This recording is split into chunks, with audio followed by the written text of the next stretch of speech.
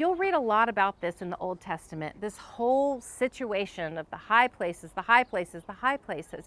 So I decided, I've been a Christian a long time and I really want to better understand this because I have to believe if this was a reoccurring problem for the people of Israel, God's people, and we're reading about it, then it has to be because God knew it would be a duplicating problem in our hearts as well. These were real people with real issues. But I think it's so that as we read God's word, it can become a mirror reflecting our own issues that we're going to have.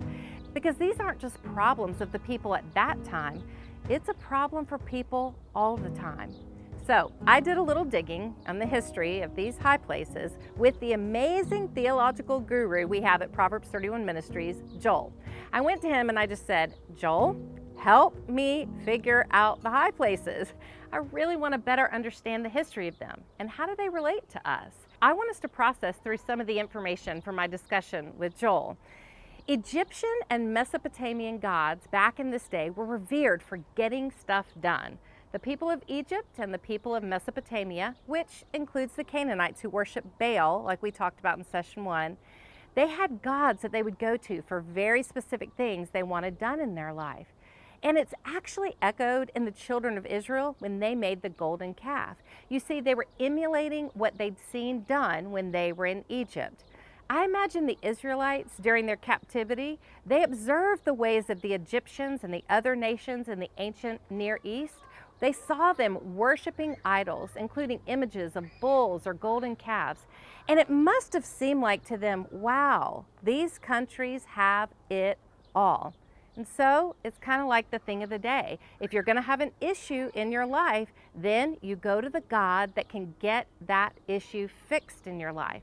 Because sometimes we just want to be able to touch the answer rather than having faith in a God who has the answer, right? And so the high places came to represent not just places of worship, but also the idols themselves.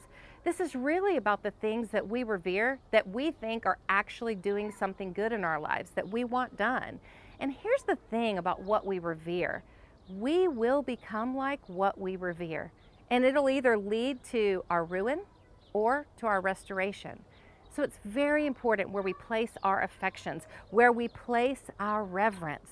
If we misplace our affections, if we misplace what we really revere highest in our life, it will lead to ruin.